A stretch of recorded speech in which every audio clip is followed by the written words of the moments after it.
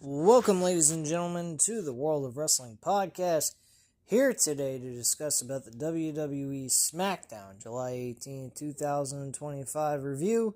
And after this video, once I've uploaded it, I will go ahead and do the WWE Monday Night Raw episode from last night for July 21st of 2025 review as well.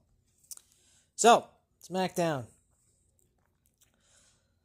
Smackdown this past Friday was not that bad. It was actually entertaining. Well worth sitting through for 2 hours. Two episodes back to back of good 2-hour television.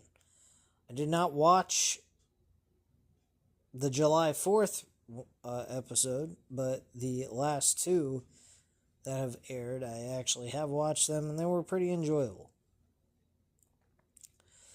So the show opened up with a parking lot where the MFT, My Family Tree, have seemingly gotten into a car crash with someone. It's all very unclear as Cody confirms with Adam Pearce that they are still a go for the contract signing tonight. Adam Pearce is kind of like, hey, I got a lot of shit going on here. We'll handle it later on tonight, but yeah, your contract signing is taking place here tonight. Then we head to ringside, and we have our very first match with Charlotte Flair and Raquel Rodriguez. Charlotte Flair and Alexa Bliss's chemistry as a team has been pretty interesting. Kind of reminds me of the Rock and Sock connection, or two guys that don't get along working together as a tag team and formulating a relationship out of pure respect of each other's work ethic and ability in the ring. It's kind of what's going on here with Alexa Bliss and Charlotte Flair.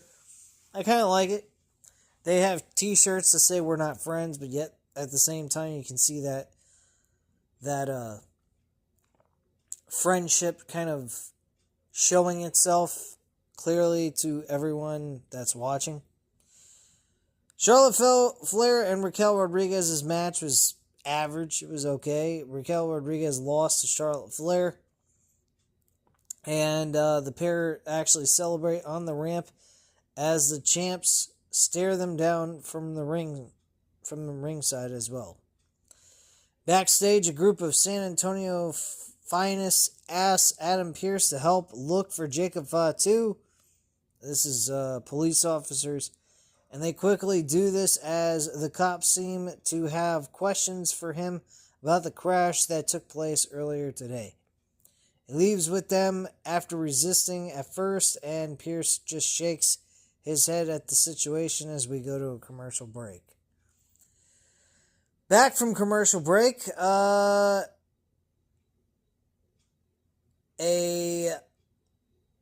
After hyping up SummerSlam, we go to a video package highlighting the upcoming WWE Women's Championship match for the show with words from Tiffany Stratton and from the 2025 Queen of the Ring, Jade Cargill.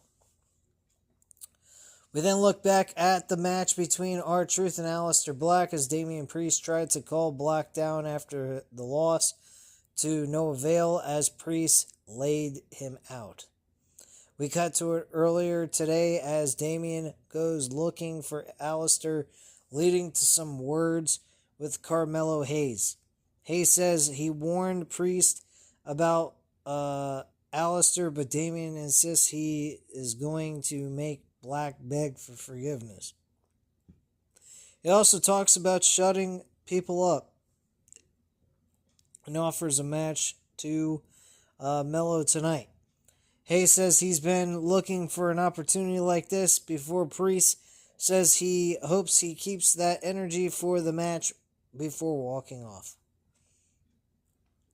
We then head to ringside for our next match as Carmelo Hayes makes his entrance before we get a special look at Cody Rhodes in the upcoming film Naked Gun.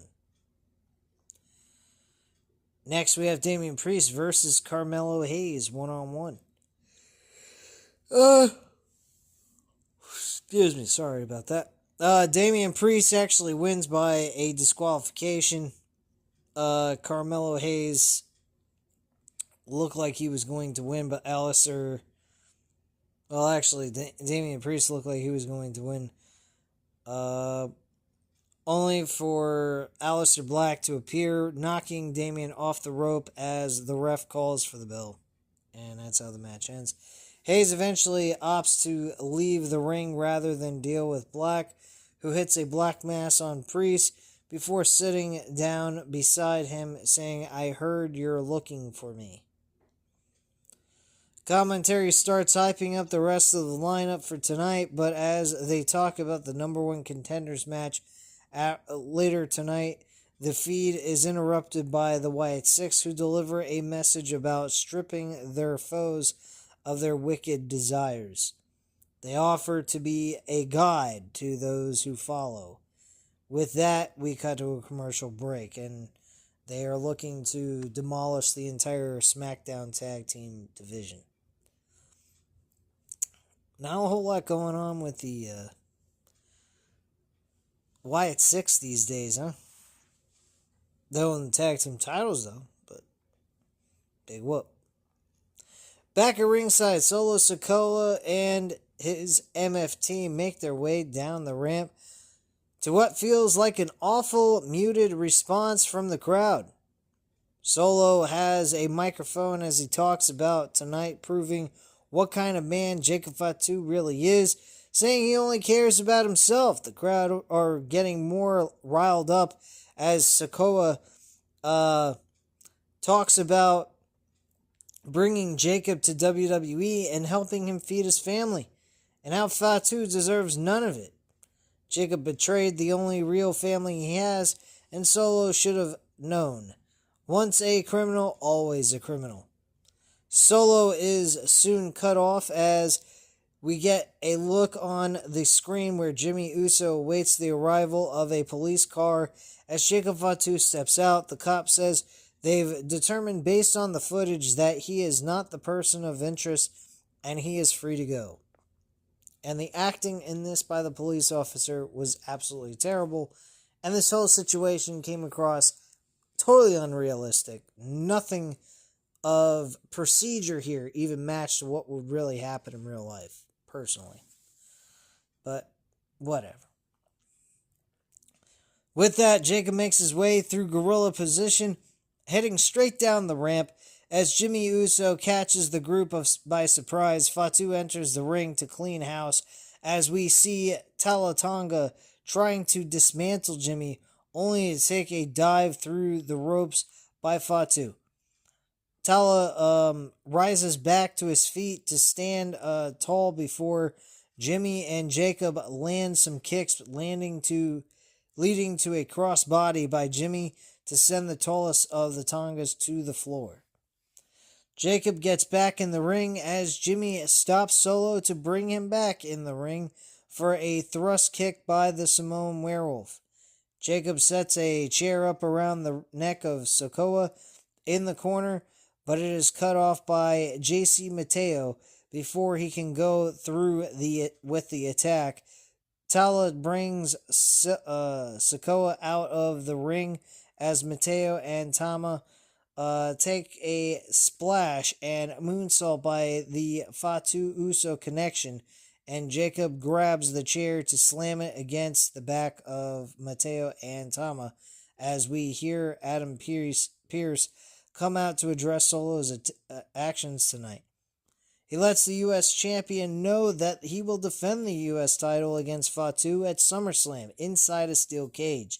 He then calls for the police, saying he's all yours before we see them arrest Solo Sikoa. Seems like we have our person of interest as the squad brings Sikoa up the ramp in handcuffs, Tama Tonga arguing with them as commentary hypes the match for SummerSlam. That's going to be a good match. I can't wait to see that one. A good mid-card match. I really like that. We then take a look at Jelly Roll's recent appearance on Jimmy Kimmel Live, a guest host appearance that includes Randy Orton showing up to chat about the match before Drew McIntyre appeared to get into it with Orton.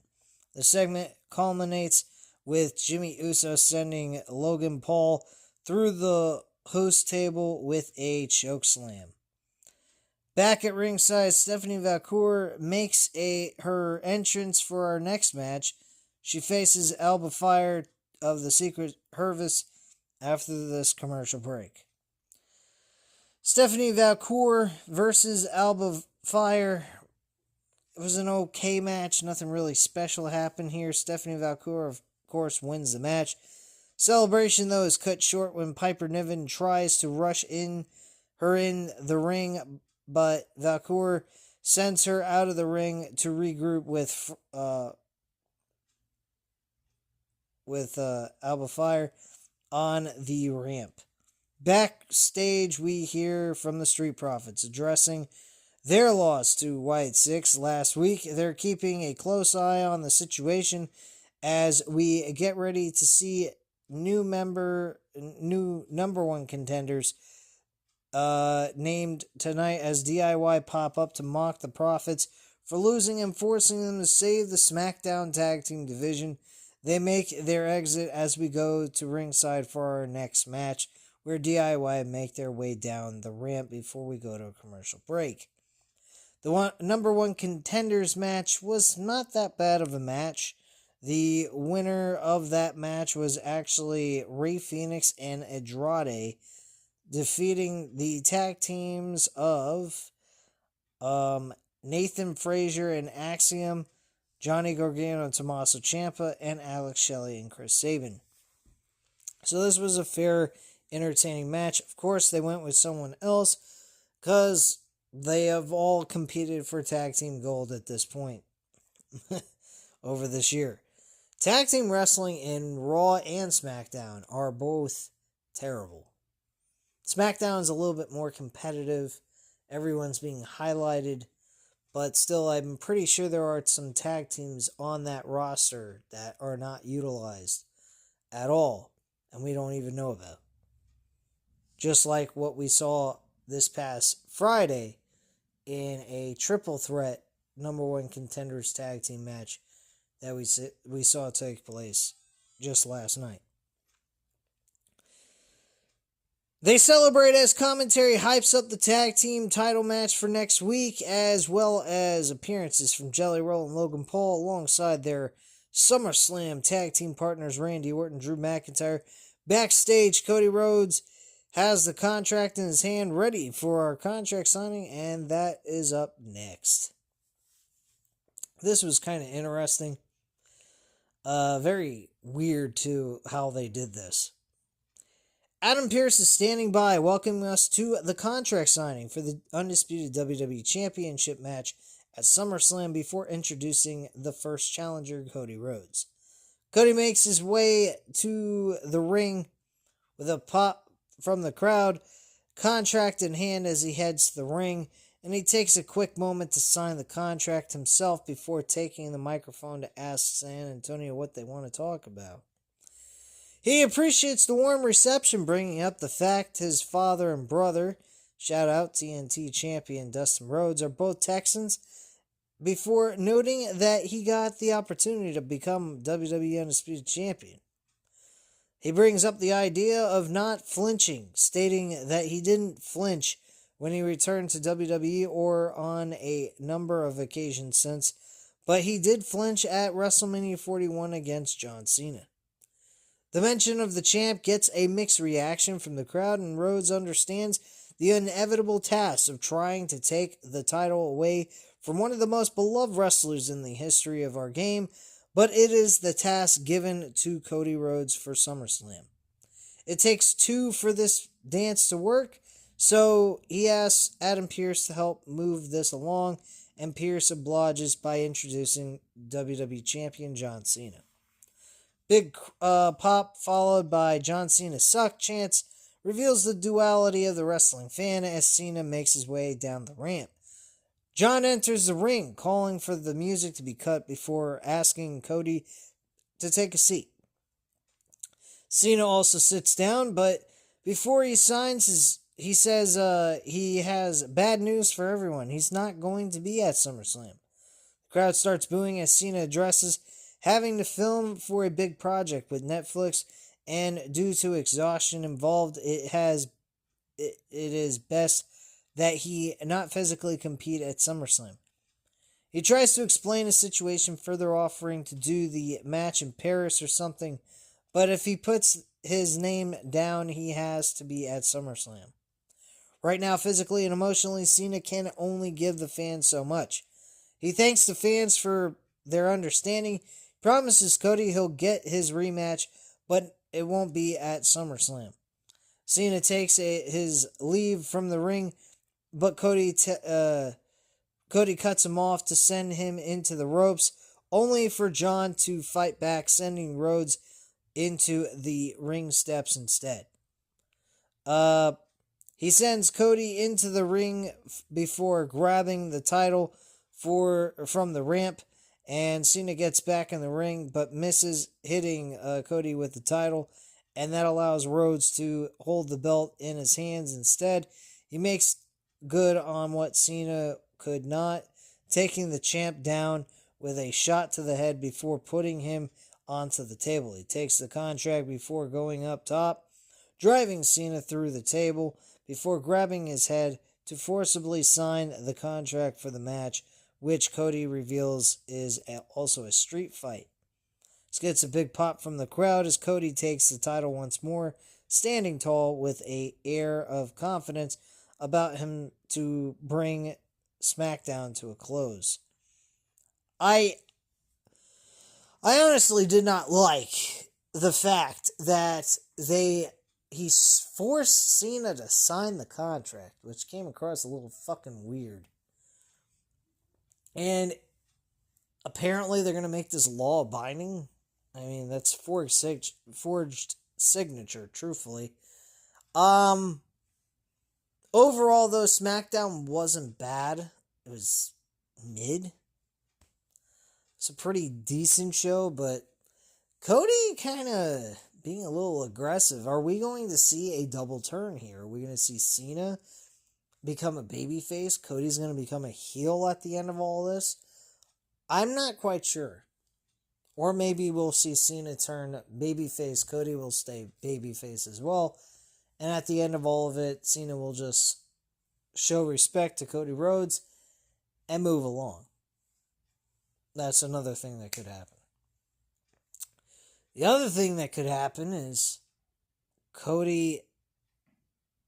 Seth Rollins won't be involved. I keep thinking of the Seth Rollins variable. He's being announced to being supposedly quote-unquote injured, but Seth Rollins, I think, could cash in at SummerSlam. That's a match that you want to stay away from if you're betting on Bet Online. I wouldn't even touch that match with a 10-foot pole. Even if you were certain that CM Punk was going to win, I don't think he's going to. I think Gunther or Seth Rollins are going to be the one that wins this match. Whether it's Seth Rollins helping Gunther win, or it's going to be Seth Rollins cashing in on CM Punk and costing him the match, that could be another situation that occurs. But, yeah. I'm not sure. But, Cody, I think, is going to win the WWE title at SummerSlam without a shadow of a doubt. So, SummerSlam doesn't look like a bad show. It just seems like they didn't give it enough time to tell us enough story for each of the matches. It's kind of like being all forced down our throats all at once. It doesn't seem natural, like a slow build, but given the amount of time that they got, I mean, I think they're doing fairly well based on the lack of time that they have. So I got to give them credit for that. But they really need to cut down a little bit on how many shows they're putting together between the two of them with event after event. Because it seems like every 3 weeks we're getting events, which is fine and dandy if, your boy over here who bets on wrestling, that benefits a bettor who likes to bet on the wrestling portion of things. But as a viewer, not so much. I mean, it kind of kills the enjoyment of the storyline builds that they could tell and giving them enough time to be creative with the stuff. It seems to me like they are being forced to have to rush through everything, and it feels like it's just being pushed. So, just my thoughts on that. I don't know what you guys think, but I think the episode wasn't that terrible. I thought it was average at best. Watchable show, though. But at this time, guys, you know what to do. Hit the like button if you like the video. Hit the subscribe button if you're not already subscribed to the channel. And leave a comment down below. I'll definitely get back to you on that. Thank you guys very much for watching. And have a great night, guys. Bye.